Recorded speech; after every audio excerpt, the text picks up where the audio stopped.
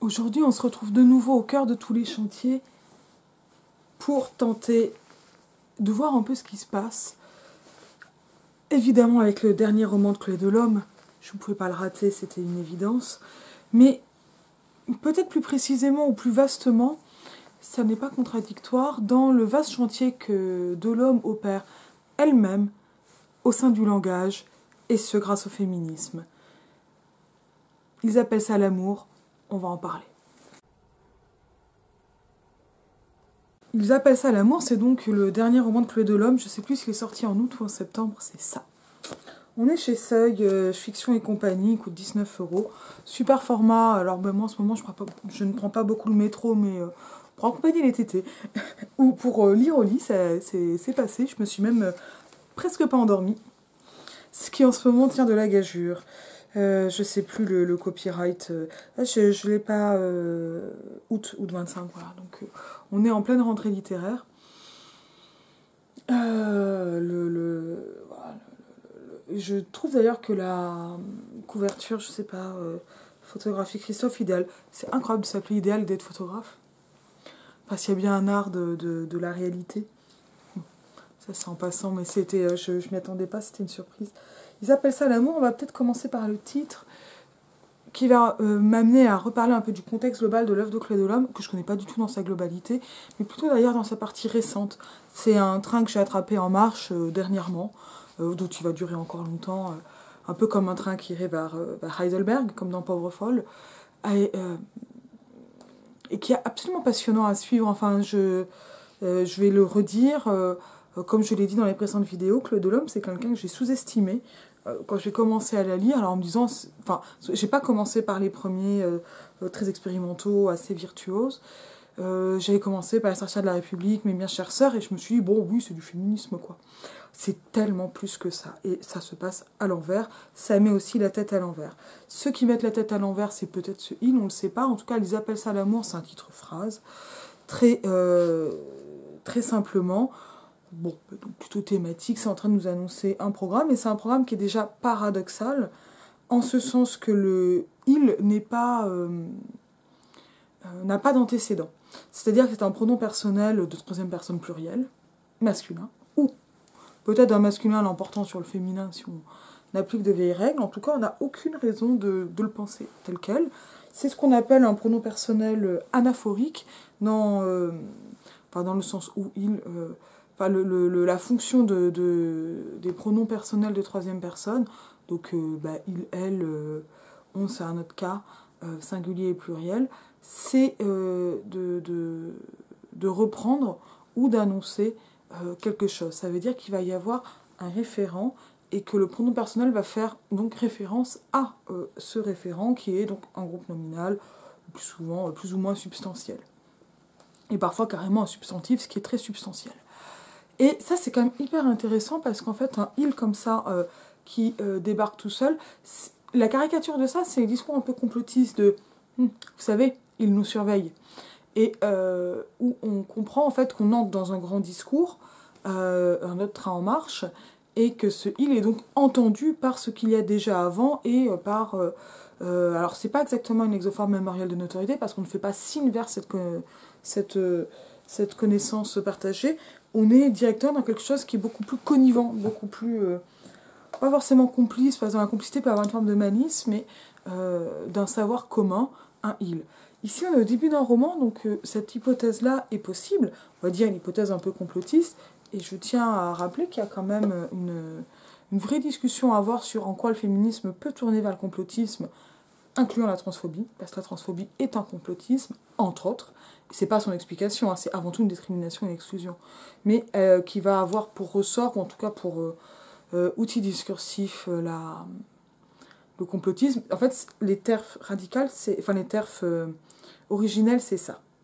C'est du féminisme qui dérive en complotisme en ayant pour objet... Voilà.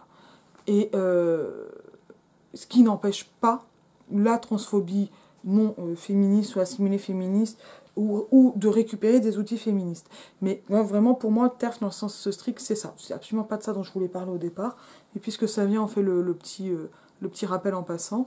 Et pour éviter le complotisme, c'est très simple. enfin c'est très simple, non c'est difficile en fait, mais est-ce que les choses sont démontrées rationnellement? Est-ce qu'elles sont... est-ce que ça suit... est-ce que les explications sont...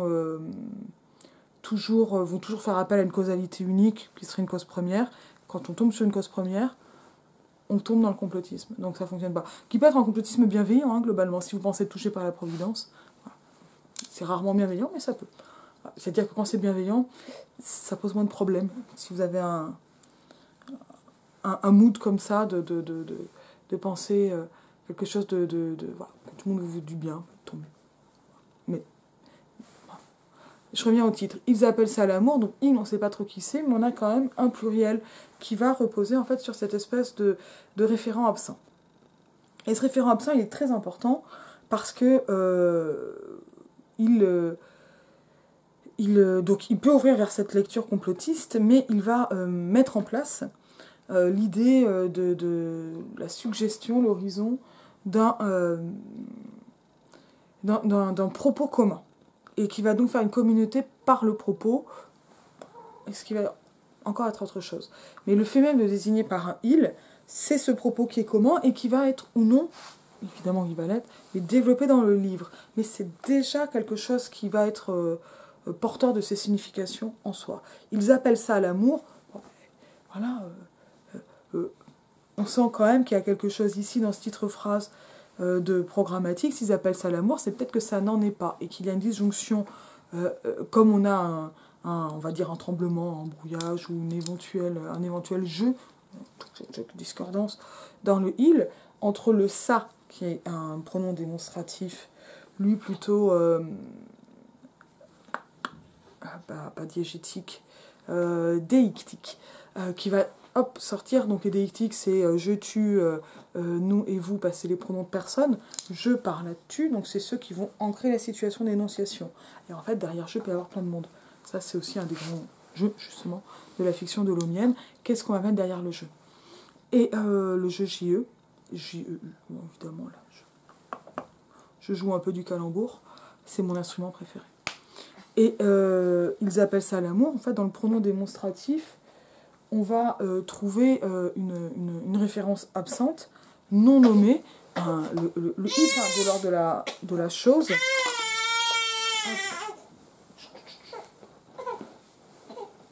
Et du fait même d'appeler d'une manière et de désigner par le ça, se joue ou se met en avant ou se signifie une discordance, et donc aussi des communautés entre le il et le pas il, en fait, qui ne va pas entrer dans cette désignation du il. Ça, c'est assez passionnant, en fait, comme phénomène discursif. Le titre est quand même assez programmatique dans le sens où on va bien avoir un roman d'amour. Enfin non, on n'a pas du tout un roman d'amour. On a le roman d'après, alors c'est même pas exactement le prince charmant, même si on a des reprises un peu de ce Sondheim, mais c'est le roman de Monsieur et Madame. Alors là, on va vraiment entrer dans l'univers dolomiens, autour du personnage de Clotilde Mélisse, qui est un genre d'avatar de Claude Lhomme, et ça c'est quand même important, parce que Claude Lhomme est bien sûr un avatar elle-même, et on va avoir quand même des jeux de connivence, d'amusement, enfin, en tout cas, qui vont amener une situation qui joue de la porosité entre la fiction et la réalité. C'est-à-dire, on sait très bien que Clotilde Mélisse est un personnage de fiction, mais Claude Lhomme aussi est un personnage de fiction qui a gagné une réalité, un état civil, etc., et qui est incarné par, maintenant, Claude Lhomme. Ça, c'est quand même un phénomène littéraire qui est assez sidérant, notamment dans sa durée et dans sa multidimensionnalité. Et donc Clotilde Mélisse est un genre d'avatar littéraire qui est un personnage d'écrivaine avec une bande de copines qu'on retrouve de roman en roman. Je suis désolée, là on est en passage biberon. Hein. Et Clotilde Mélisse, qui est souvent dans la mélasse, mais là c'est parce que je joue toujours du calembour. Après, est-ce que les événements sont biographiques ou pas? Globalement, oui, mais sans pacte d'authenticité. Enfin, c'est-à-dire que globalement, ce qui est intéressant, c'est les effets de connivence artistiques autour de l'œuvre. Clotilde Mélis est l'autrice d'œuvres dont les titres sont des synonymes, des titres synonymes des titres de Claude Delhomme. Et alors c'était, je sais plus comment était repris Le Cri du Sablier, mais c'était assez drôle à voir. Mais si on le rate, on n'a pas raté le bouquin, en fait.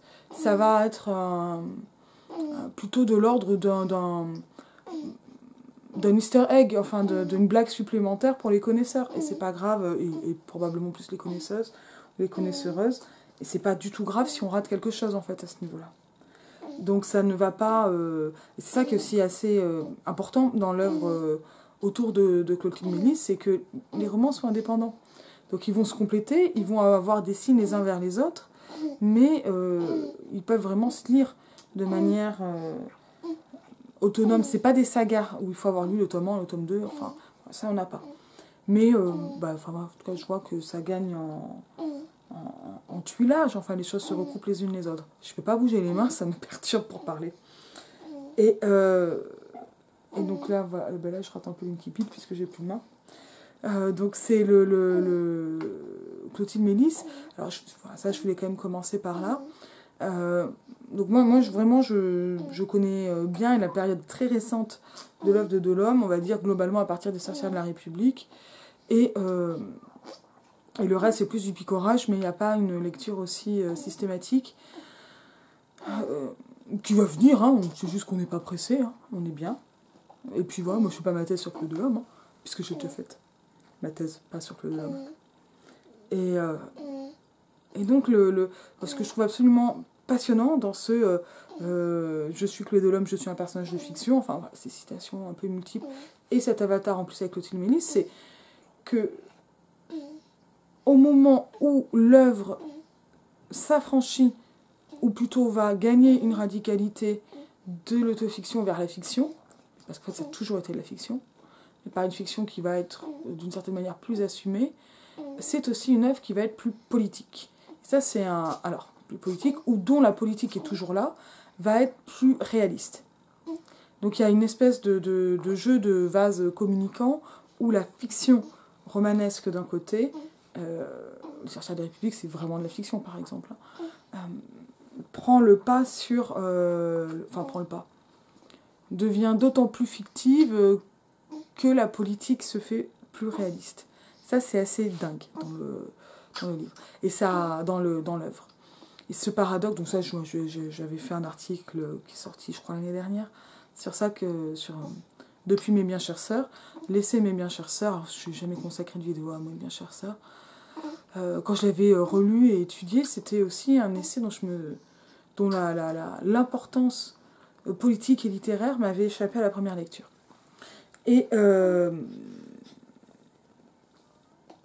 cette Mes bien chères sœurs entérine en fait et permet de rendre lisible ce passage à une politique assumée, on va dire référentielle, qui parle au et du monde réel, en assumant ou en réclamant un pouvoir de la fiction qui peut s'appeler magie et qui va passer notamment par la mise en scène de rites magiques, mais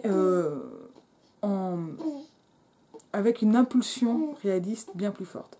Autrement dit, l'idée, moi l'impression forte que j'ai en lisant Delhomme, c'est que l'œuvre est comme dépassée par elle-même et encore rattrapée par le monde et va encore plus loin du fait de la prise de conscience de ce rattrapage. En gros.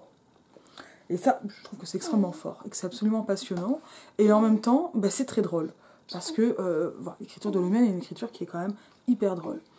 Et c'est d'autant plus étonnant, ou d'autant plus fort exactement, donc détonnant plutôt qu'étonnant, que l'écriture de Delhomme est une écriture qui donc tisse énormément de référentialités, de citations, de chansons, de slogans, de petites phrases, de tout ce qu'il fait, hein, ou de grandes citations littéraires, en plus de l'écriture par vers blanc. Alors là, moi, j'ai pas l'oreille à vers blanc. Pour ça, j'ai parfois un verre d'oreille, mais pas le vers blanc. Donc, qui va faire une écriture extrêmement littéraire, mais dont la littérarité n'est pas toujours précieuse, mais parce qu'elle ne va pas être snob en fait. Et qui passe en même temps par des choses, enfin, des situations, des personnages, une langue qui sont drôles. Et ça, je pense que c'est pour ça que je n'ai pas compris à quel point c'était fort en première lecture, et que c'est une chose que je comprends mieux maintenant, par exemple. Parce que cette question-là du rire m'avait pas... j'avais encore ce préjugé d'un rire un peu diminuant, un peu dénigrant. Alors que c'est plus compliqué que ça, le rire, ça n'est pas que quelque chose qui va être ridicule. Littéralement, ridicule, c'est petit. Ah. Est-ce que ça va, chouchou? Attendez, je vais voir si je peux continuer, parce que là, on est en crise. Donc ça, c'est vraiment le... Hop là, hop. Eh bien, peut-être falloir faire une pause. Comme il est un peu tard et qu'il faut que je tourne, on va tenter avec la tétée. Toujours, ils appellent ça l'amour, donc je voulais passer à l'incipit. C'est-à-dire, au début, l'ardoise n'est pas magique. Alors, les ardoises magiques, c'était des jeux où on effaçait, où on recopiait comme des petits tableaux électriques. C'était seulement électrique ou il y en avait d'autres? Ça, je me rappelle d'un écran en sable, mais c'était pas exactement ça, l'ardoise magique. Clotilde, dans son crâne, donc là, le prénom permet d'ancrer le personnage d'emblée, mais pour qui a déjà connaissance de l'œuvre de Delhomme, évidemment, il y a un effet de rappel et d'identification immédiat. Clotilde, dans son crâne, se donne tout un tas d'ordres pour que soit neutralisé l'assaut de ses sensations. Elle se répète « respire » et « regarde où tu marches », mais la suffocation en tant que le vertige poursuit sa progression. Ne te rappelle rien. Elle sent venir les suées, redoute d'être bientôt saisie par le haut le cœur. Reste calme, déglutit, respire. Tout ça, c'est en italique. Alors, pas tout le texte, mais les fameuses phrases. Elle ne voulait pas revenir ici, non pas revenir. Tout remonte à la surface et son masque se craquelle. Sourit, respire, avance plus vite. Hop, nouveau paragraphe. Elle n'a pas pu refuser de suivre ses amis dans cette ville où elles ont loué une maison pour le week-end de la Toussaint. Elles voulaient se retrouver, passer du temps ensemble. Clotilde a accepté en les laissant choisir destination, transport et habitat. Aucune ne se doutait qu'elle avait vécu là. Et encore moins avec un homme qui avait le profil de monsieur. Des faits et événements de ces saisons lointaines, toutes ignorent l'épisode. On va juste dire quelques petites choses. Bon. Là, ce qu'on a d'emblée, c'est une crise d'angoisse avec enfin, je suis pas psy, hein, mais avec le pilotage et la montée de l'angoisse comme ça pour repiloter par des phrases qui vont servir à canaliser, et donc ça va plus ou moins bien marcher. Ça a un effet qui est assez fort après avoir lu Pauvre folle, qui est fondé sur l'autopsie, donc autopsie du personnage de Clotilde, là, qui s'enlève donc les souvenirs de la tête et qui les regarde les uns après les autres. Et cette espèce de concrétisation des souvenirs, donc ça, il y avait une vidéo sur Pauvre folle, va ici en fait être très banal dans le moment de la focalisation interne, avec cette espèce alors, qui n'est pas un flou de conscience, puisque justement il s'agit de retenir le flux d'angoisse par des paroles dirigeants, et en fait des paroles internes qui vont retenir, mais dont ce qui va apparaître, ce sont donc c'est l'inclusion des discours de la répression de l'angoisse. En fait, c'est c'est pas le déni, mais c'est c'est la coercition de cette angoisse. Alors coercition, c'est très négatif, ou le bouclier, quelque chose comme ça. Peut-être pas une métaphore ici. En tout cas, ce sont des paroles qui vont retenir d'autres choses qui vont d'abord être inidentifiées, puis qui vont être désignées comme cet épisode, parce que, donc on va avoir sur le paragraphe suivant, il y a un alepse qui permet de savoir un peu mieux que le Clotilde, la situation d'énonciation un peu plus précise dans cette ville, et avec cet élément très fort d'emblée. Donc ça, c'est vraiment du début de médias res, puisqu'on a une médias res, même le reste de la tête, quoi. Et ce qui d'ailleurs, d'un point de vue symbolique intéressant, d'arriver comme ça au cœur de la tête dans le livre Pauvre folle, comme dans Ils appellent ça l'amour, alors même, là j'ai envie de le dire à plusieurs niveaux, bon, mais que l'image du crâne éclaté est une image récurrente chez Delhomme et liée au féminicide, mais qui ici se passe aussi, enfin moi ce que j'entends là, c'est la réponse à la demande de entrer dans la tête des criminels, des assassins, etc., en fait, de leur accorder une forme d'empathie. Pas forcément sympathie, mais au moins de compréhension, de recherche, pour saisir un peu donc ce qui va faire que les... Enfin, l'idée va être d'essayer de saisir une explication psychologique du mal. Et la proposition ici qui est faite d'emblée, c'est pas du tout entrer dans la tête donc de monsieur, mais c'est d'être directement dans celle de madame, en fait, pas madame dans le rôle que sera monsieur madame, mais dans Clotilde Mélis. C'est-à-dire finalement que l'empathie, elle est directement dirigée vers un personnage dont le statut de victime va être discuté, mais qui sera encore enfin, qui va d'emblée en fait cadrer différemment le récit, les regards, l'empathie, les intérêts. Et dans ce cadrage, on a un événement perturbateur, le week-end entre copines, qui est quand même on met un peu une sorte j'ai envie de dire de cliché, bon, qui peut avoir une certaine forme de connivence pour les lectrices de Claude Delhomme, quoi. Bon, imaginez un week-end entre copines, on ne va peut-être pas imaginer exactement les mêmes choses, mais on voit ce que c'est. Et ce week-end entre copines, il est, lui, directement perturbé par l'abandon de Clotilde Mélis d'un côté, et la tragédie, pour ainsi dire, de se retrouver dans la ville de monsieur dont on comprend la situation, on va dire globalement, d'ex-compagnon.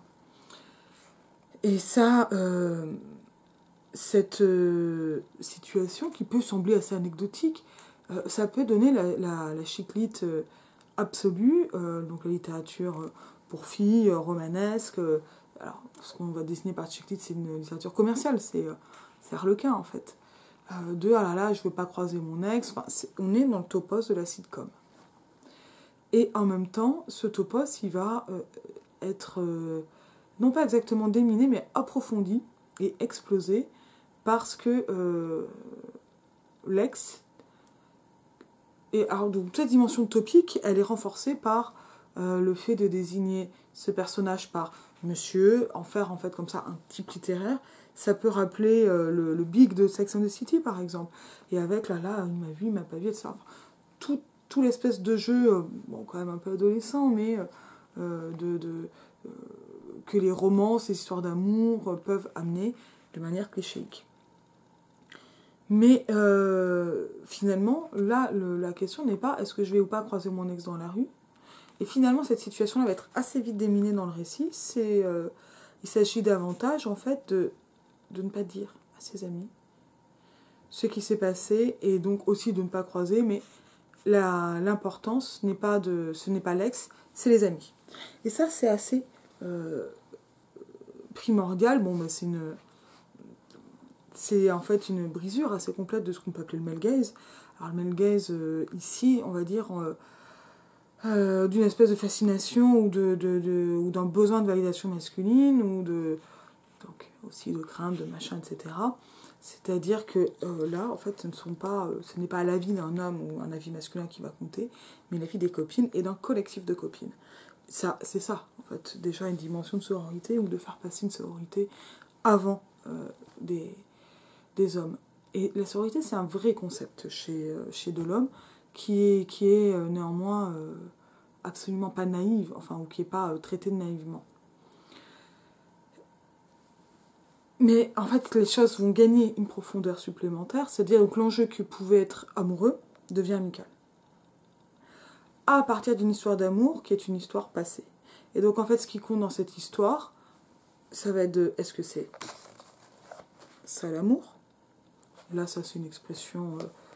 c'est ça l'amour, ça c'est une expression un peu écluse, je pense qu'il y a une citation, mais là je vais pas avoir la ref, qui est reprise dans le titre, et qui est mise à distance par ce « il » primordial. Cette mise à distance, elle se répète ici, et ça va être d'autant plus éloigné cet enjeu, on va dire, romantique, amoureux du récit, que finalement la question n'est pas de dire il s'est passé quelque chose, ça va être de ne pas le dire. Et donc la question va être de savoir ce qui s'est passé.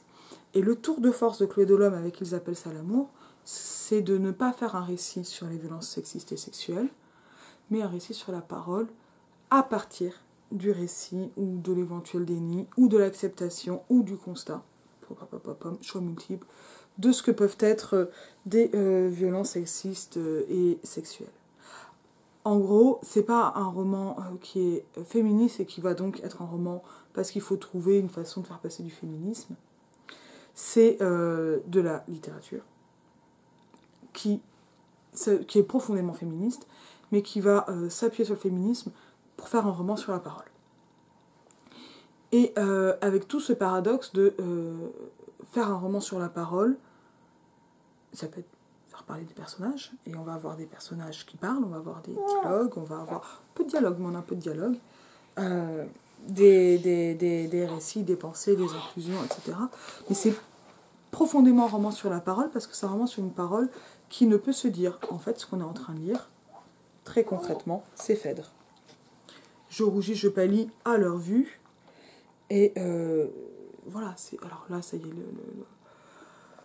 les citations de Phèdre, qui est pourtant une de mes pièces préférées, m'échappent, mais c'est un roman sur l'impossibilité de dire, et qui va pourtant dire tout du long, et de toutes les façons possibles, avec ici une forme romanesque bien plutôt que théâtrale, mais c'est d'ailleurs, enfin, là ça me frappe en le disant, c'est au moment d'un dialogue que se dira non pas l'objet de la honte, mais la honte qui va enclencher le récit. En fait, ils appellent ça l'amour. C'est le récit, une parole qui ne se dit pas, mais qui va se donner au lecteur, aux lectrices, aux lectrices, par le fait de ne pas se dire, et donc des analepses, des retours en arrière, très... qui occupent tout le récit. En fait, tout le récit est occupé par ces analepses, jusqu'à rejoindre le point de la situation d'énonciation, c'est-à-dire qu'on a une analepse totale, dans le vocabulaire de Genette, c'est-à-dire qui arrive jusqu'à ce moment-là, et donc qui va ramener le passé au présent. Tout comme la fiction se ramène à la réalité, et tout comme aussi la langue devient action. Et ça, c'est extrêmement fort, en fait, comme processus, alors que ça peut sembler un peu banal. Enfin, concrètement, c'est le processus de Forrest Gump. Hein. Voilà, j'ai une boîte de chocolat, je raconte mes souvenirs. C'est un peu plus subtil que ça, Forrest Gump, c'est quand même un film qui est très agréable à voir, et qui arrive comme ça jusqu'à la situation d'énonciation au présent. Donc, après cette traversée des souvenirs et de l'histoire américaine. Là, on va avoir, par la honte, l'impossibilité de dire, mais le récit de ce qu'il n'est pas possible de dire. Donc en fait, là où dans Phèdre, la connivence, elle est entre finalement le dramaturge et le spectateur, c'est-à-dire on sait en tant que spectateur, en tant que public de Phèdre, ce que Phèdre veut cacher, et qui est sa culpabilité. Ici, c'est une culpabilité qui est quand même très paradoxale, puisque c'est le fait d'être victime et d'avoir laissé faire, je mets plein de guillemets, et le questionnement de a-t-on laissé faire ou pas, de ne pas avoir été celle que l'on est maintenant, exactement. Et ça passe par par la question des VSS, je vais l'évoquer un peu plus, évidemment, je mets des trigger warnings partout. Donc ça, c'est quelque chose qui est extrêmement fort, en replaçant donc l'enjeu amical au premier plan, ou en plaçant l'enjeu amical au premier plan. J'ai jamais vu ça, concrètement. Et ce qui permet d'ailleurs de dire que la sororité va pas du tout de soi, puisque enfin, si on n'arrive pas à dire d'emblée à ses amis, ça ne veut pas dire que ce ne sont pas des amis, mais ça veut dire que l'amitié, ça n'est pas la mélodie du bonheur non plus. C'est pas évident, l'amitié. Et ça va passer notamment par le fait... Alors, c'est extrêmement intéressant d'avoir un collectif. Alors, on n'est pas dans les radicalités de Wittig ou de Garretta, par exemple, dans cette dimension collective, et on n'est pas non plus dans le roman conversation ou dans les romans à thèse que l'on a au XVIIIe siècle, ou même au XIXe siècle, Renan aimait bien ça, le roman dialogue. Là, les personnages sont bien plus incarnés et ont des positions bien plus ambivalentes et sont des personnages en fait. Enfin, ce n'est pas des thèses, mais qui vont permettre de saisir en fait la vue. Donc on a toute une analepse qui permet d'arriver, de transmettre le récit via la narratrice. On va reparler de la narratrice si j'y pense parce que je suis un peu éclatée là. Mais on va avoir donc toute cette série d'analepses qui racontent ce récit de manière à peu près factuelle / vécue, puisqu'en fait on sait bien les faits n'existent pas. Un fait pur ça n'existe pas. Un arbre qui tombe dans une forêt et qui n'est pas entendu ne fait pas de bruit. Et jusqu'au moment, donc entrelacé, en narration intercalée, toujours vocabulaire de figure 3, de moments de poursuite de la situation d'énonciation, en gros du week-end. Évidemment, sur 3 jours, on est vraiment en tragédie, quoi. Ou en week-end. Voilà. Mais donc là, on n'est pas dans la tragédie en un jour, façon Phèdre, mais sur des contraintes quand même théâtrales assez fortes. Ça serait pas inintéressant de réfléchir à comment le mettre en théâtre, mais pour moi, c'est profondément romanesque comme procédé. Et donc, voilà. Alors, il n'y a pas une expansion par journée, mais on peut un peu le suivre. Voilà, la chronologie à peu près donnée. On n'a pas de chronotope absolu, donc on n'a pas de lieu précis. On sait que c'est une ville, une immense maison, etc. Donc tout est d'une certaine manière anonymisé ou pseudoifié, mais en fait est typifié, ce qui va donner à la fois une dimension un peu gothique, un peu horrifique au récit, et en même temps permettre une typification littérale, c'est-à-dire de se reconnaître. Et en même temps, cette typification, elle est profondément littéraire, elle permet de jouer avec des archétypes. Donc tout ça se fait en même temps. Donc on a ces ensembles d'analepses avec avancer la situation d'énonciation, et donc le malaise croissant de Clotilde Mélisse qui ne parle pas à ses amis, jusqu'au moment du sort, qui est le moment de pur dialogue. Et donc il y a en plus un moment, parce que évidemment Claude Lhomme est ironique et en plus d'être comique, donc toutes ces analepses en fait racontent la rencontre avec Monsieur, qui est un écrivain plus âgé que Clotilde Mélisse, qui est elle-même écrivaine, leur rencontre, leur amitié, et comment cette rencontre et cette amitié vont amener Clotilde à répondre favorablement à la proposition de se fréquenter amoureusement, alors qu'ils sont en amitié. Donc ce monsieur qui n'a pas de nom, qui est un écrivain historien, si je me rappelle bien. C'est intéressant d'ailleurs parce qu'il est dans le réel et pas dans la fiction. Et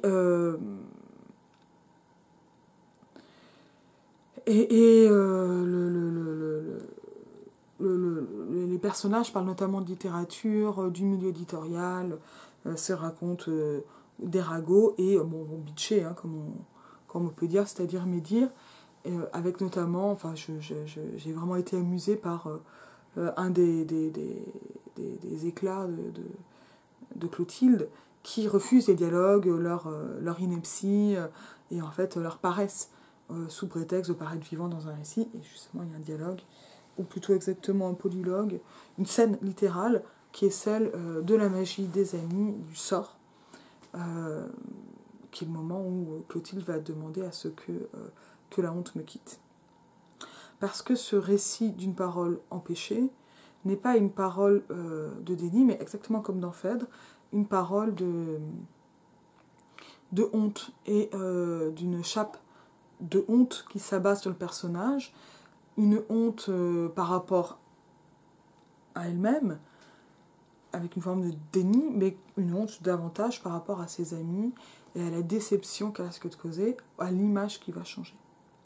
Et cette honte se transmet, donc ça c'est presque un arrière-plan par le fait que Clotilde n'a pas de visage et qu'elle a été ainsi littéralement défigurée, anonymisée, désingularisée par cette relation dont on va avoir les détails jusqu'à ce moment de honte.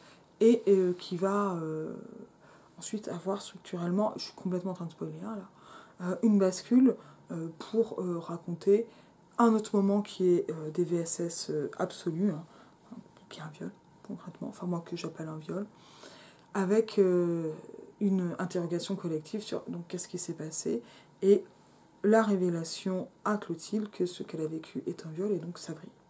Donc là, c'est qu'attends-tu de tant de violence, tu frémirais d'horreur si je brisais le silence. Phèdre et None. C'est 1-4 ça, dans Phèdre. Bon, évidemment, je scande toujours mal, mais c'est... Voilà. Tu frémirais d'horreur si je brisais le silence. C'est cette tension-là qui va apparaître. Mais cette tension-là, elle se trouve comme... Enfin, cette horreur, cette catastrophe annoncée par le bris du silence, va, dans le roman de Chloé Delhomme, se prolonger, se sauver, se résoudre par le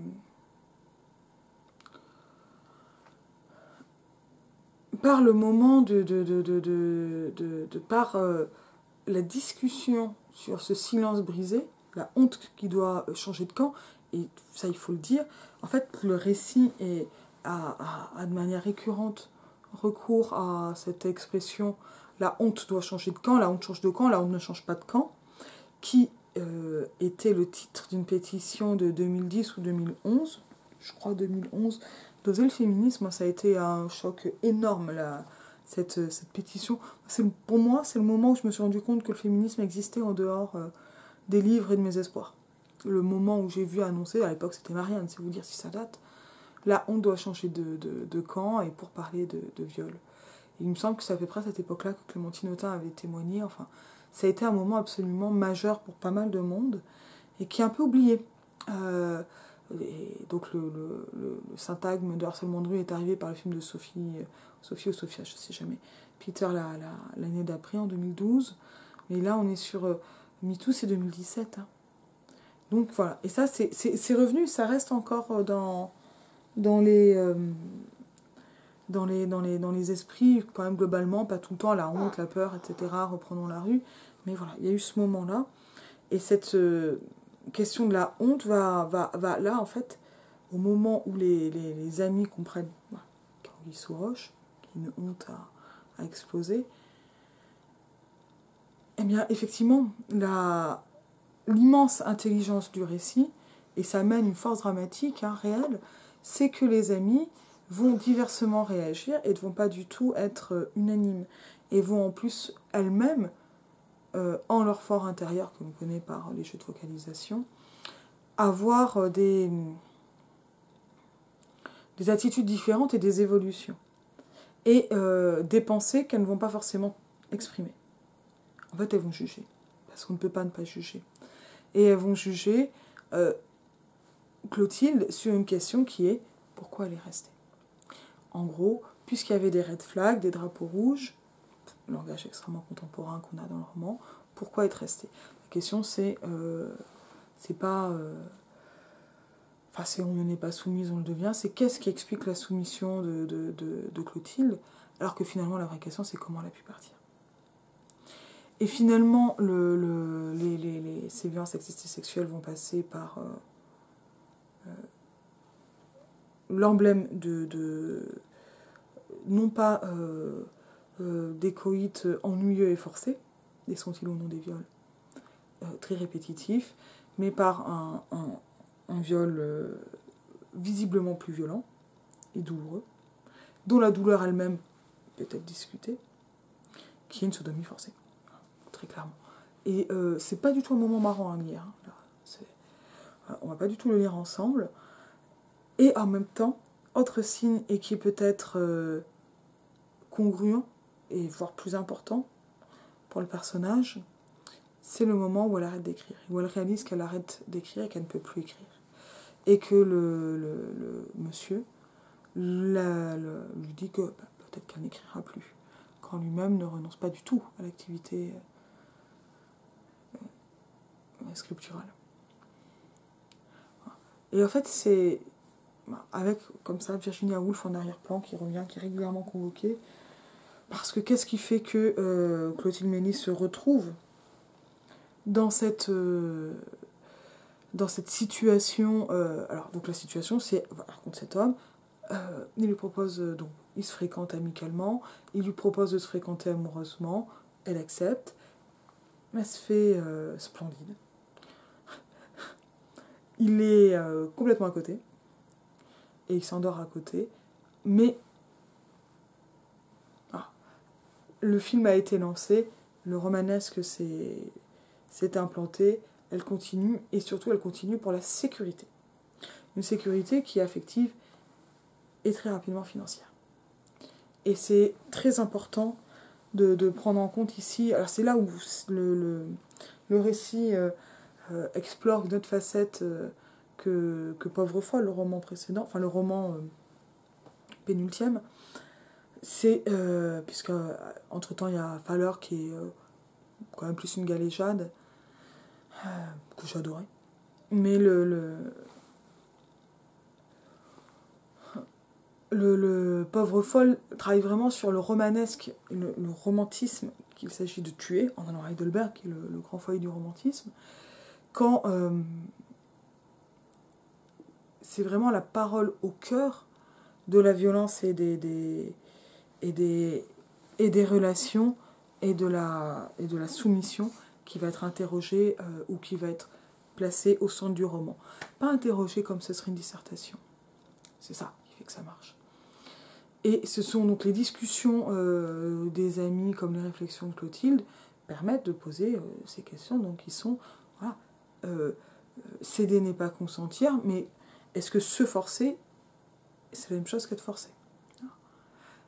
Est-ce que la zone grise, ça existe? Est-ce que l'absence de désir signifie le viol? Ça, c'est quand même des questions qui sont plus que majeures actuellement. Est-ce que le coït conjugal routinier va commencer à frayer avec le viol? Est-ce que qu'est-ce que l'emprise? Est-ce qu'il s'agit d'une emprise à ce niveau-là? Comment elle va se mettre en place? Mais est-ce que ça n'est qu'un roman sur l'emprise? Moi, je ne pense pas que ce soit un roman sur l'emprise. Je pense qu'il y a de l'emprise dans le roman, dans le couple, mais cette emprise va passer par... Alors, on peut lire le roman comme une silenciation progressive qui va durer des années, alors, où le personnage se libère, se remet à écrire, et là va se libérer en parlant. Ça va très bien marcher, avec une emprise et une déprise, une sortie de cette emprise. Bon, il reste fascinant de considérer que c'est précisément tout ce qui a rendu le personnage attirant qui est en fait sabré par le personnage de Monsieur, le personnage de Clotilde attirant, qui est sabré par le personnage de Monsieur, et notamment sa créativité. Il y a une forme de vampirisme. Ça, c'est quelque chose qui est troublant et qui est pas qui est pas rare. Moi, je l'explique pas. Là, c'est le syndrome de Galatée qui est convoqué depuis Pygmalion et Galatée, où il va s'agir de former à son modèle. Bon, et puis c'est pas tellement le vampirisme créatif qui est trop mis en avant ici, mais davantage le besoin d'avoir une compagne plus jeune à son service et parfaitement à son goût et même affamée. Et le roman, donc, voilà, va dire cette parole. Mais en fait, la question de la parole, elle va encore avoir une autre stase.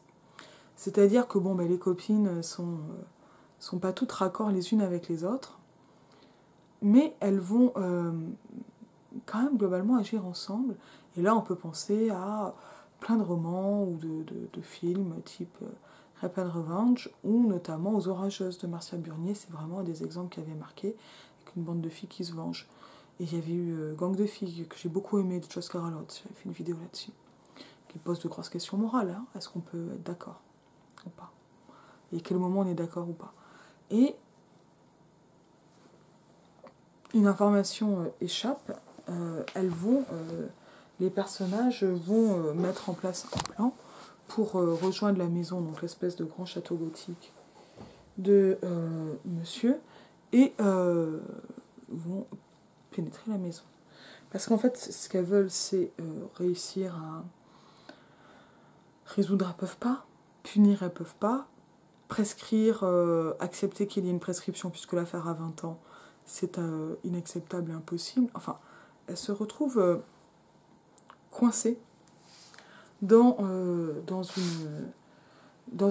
finalement une forme d'impossibilité. Qu'est-ce qu'on dit quand finalement les choses sont dites, et qu'est-ce qu'on en fait? Qu'est-ce qu'on va en faire? Comment est-ce qu'on se venge? Est-ce qu'on va juger? Etc. etc. C'est des questions qui sont absolument centrales actuellement. Et là, le choix est fait donc d'une espèce de vengeance que l'on va découvrir au fur et à mesure et qui est quand même globalement hyper drôle. Ça m'a rappelé d'autres choses dans le roman que j'arrive pas à finir. Mais ça... Moi, je suis moins sympa dans ce que j'imagine, mais j'ai essayé d'être drôle aussi. En tout cas, je vais essayer de déposer mon petit fardeau bien à l'abri, comme ça je retrouve l'usage de mes mains. Hop là. Est-ce que ça passe? Yes. Hop là.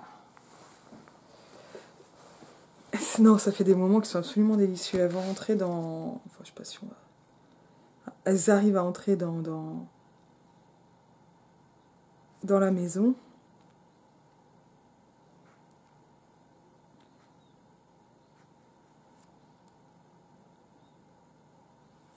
Voilà.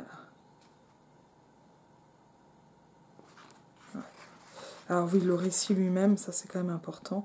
Voilà, il y a vraiment un long monologue qui va être en italique et puis ce moment de polylogue. En fait, là, ce sont en fait les moments vraiment importants. Et en fait, ce qu'elles vont faire, c'est qu'elles vont déposer des mots un peu partout. Et ça nous dit quelque chose d'extrêmement important. Et après, je dis un truc sur la narratrice, si je retrouve le passage. Donc, bon, ce qui est raconté ensuite en intermédiaire, c'est sa fuite et comment elle s'échappe.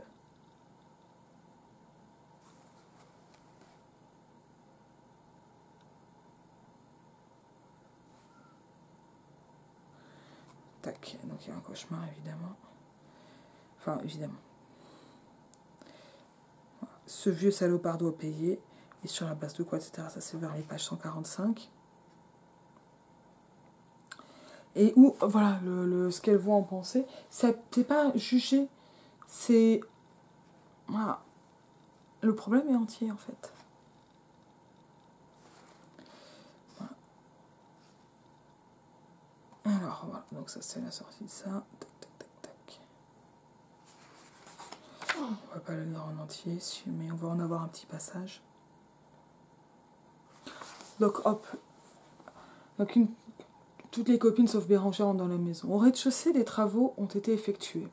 Clotilde inspecte la cuisine, désormais un îlot central en plus du triple plan de travail, une machine à pain, une autre pour gazéifier l'eau, un blender, un mixeur, une machine à yaourt, la petite table carrée qui ne peut accueillir plus de 4 couverts sur laquelle est posé un flanc, le moule recouvert d'une grande serviette blanche.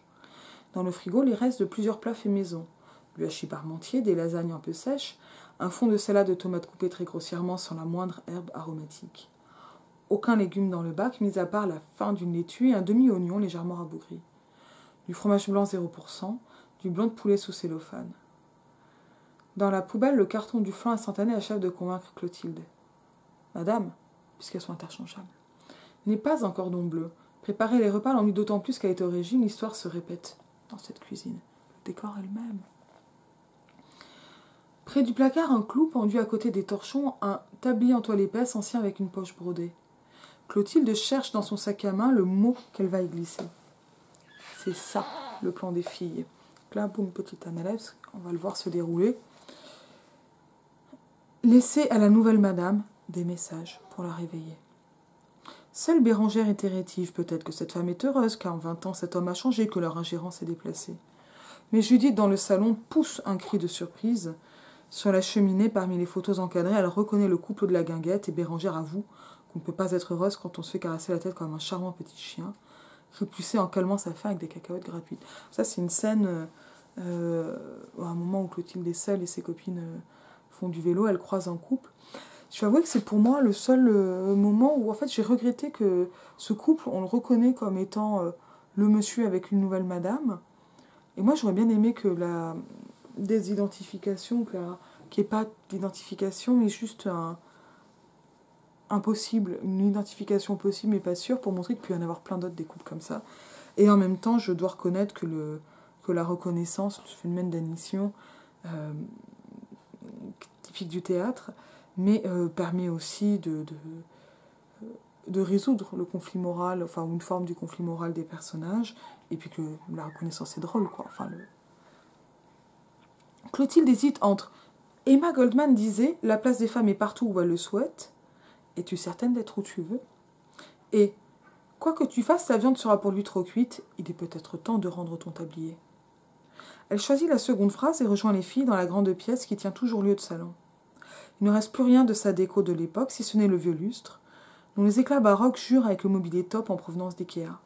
Sur le mur du fond, près de la porte qui mène au jardin, un imposant portrait de Napoléon en pied, dans un large cadre doré, achève de décontenancer l'assistance.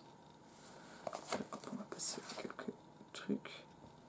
Donc là, en fait, voilà, il y a une espèce de semi-enquête sur l'autre madame, qui est en fait aussi une enquête sur son passé réactualisé en une autre. Et avec, comme ça, ces mots, je ne vais pas tous les lire, comme ça en plus on a de la surprise si on attaque le récit. Mais alors là, il y a quelque chose donc, dans la préparation qui est un peu gaguesque, qui m'a rappelé la scène de vengeance contre l'épicier méchant dans Amélie Poulain. L'épicier qui a l'acteur Jamel Debbouze en assistant. Et donc Amélie, à un moment, se venge et lui piège son appartement. Et puis, je cherchais mon nom, mais je ne sais pas où je l'ai mise. Donc ça, il y a quelque chose comme ça qui est un peu piégé. Mais le piège n'est pas seulement gaguesque, puisqu'en fait, il s'agit de s'adresser à la nouvelle.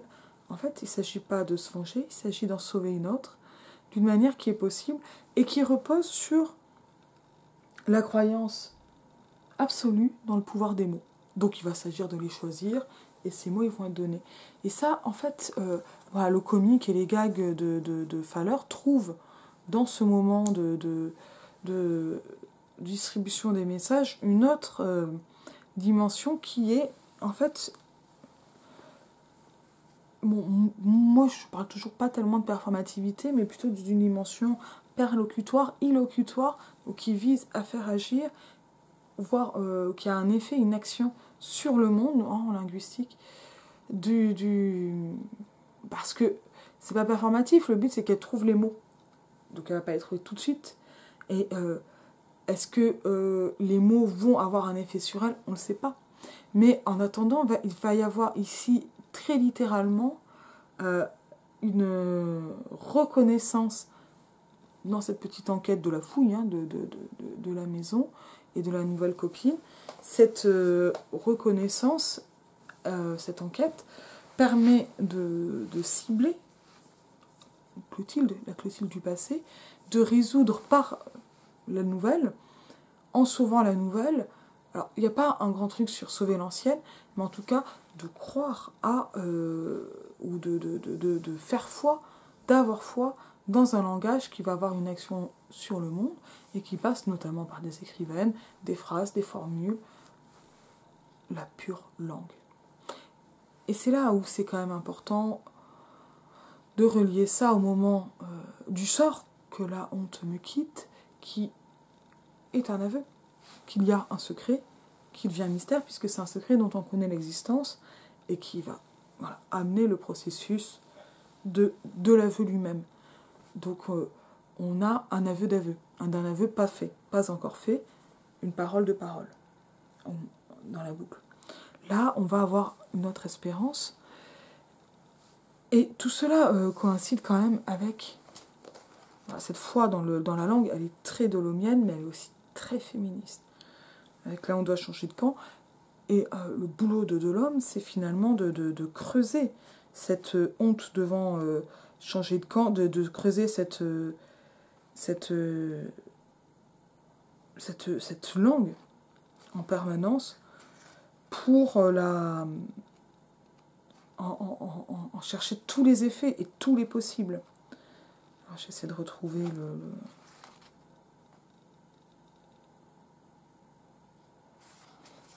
Voilà. Et ce qui m'a profondément marqué dans ce récit, c'est l'apparition de la narratrice. Voilà. Donc je vais là, repérer, je ne suis de ce récit que la simple narratrice, je suis page 61. Mais étant omnisciente, je sais que ça les saoule. Ils connaissent déjà l'épisode, le cadavre de sa mère ralentit le récit autant qu'il les encombre. Ah ben la narratrice, c'est pas l'autrice. Mais c'est le féminicide de la mère qui revient, et qui est aussi un uxoricide. Le féminicide de la mère par le père. Ce n'est pas agréable de garder à l'esprit qu'hier, comme aujourd'hui, tous les 2 ou 3 jours, sous les coups de son mari ou de son ex, une femme tombe. Surtout quand on considère qu'un récit doit permettre de passer un bon moment. Personne ne pourra le nier, certainement pas Clotilde. Le cadavre de sa mère met une mauvaise ambiance. Un petit peu comme Monsieur, les rares fois où Clotilde l'a emmené avec elle à une soirée festive. Parce que donc il y a un cadavre dans le placard et c'est un monsieur quasiment à la retraite finalement. Mais une espèce de zombification, enfin en tout cas c'est un zombificateur. Mais c'est cette apparition, voilà. Commentaire, c'est la mise en avant de la fonction de régie de la narration. Et ça c'est ce que Marie Parmentier appelle un narrateur manifeste. Et ici, voilà, qui exhibe cette fonction de régie, donc d'organisation du récit, par ce commentaire, la prise en compte de ce qui va se passer et qui congrue entre Clotilde, écrivaine, précisé juste avant, écrivant sur son trauma, et la narratrice, qui peut être Claude Delhomme.